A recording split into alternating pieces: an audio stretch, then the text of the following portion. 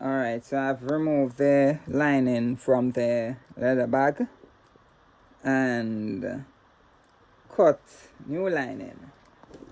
Right, so this is the pocket and this is the leather trim that trims it, and likewise for this one, this is the leather trim.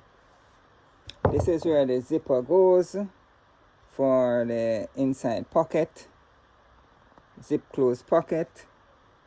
This lining was cut in two with a seam right here. I've eliminated the seam on this lining.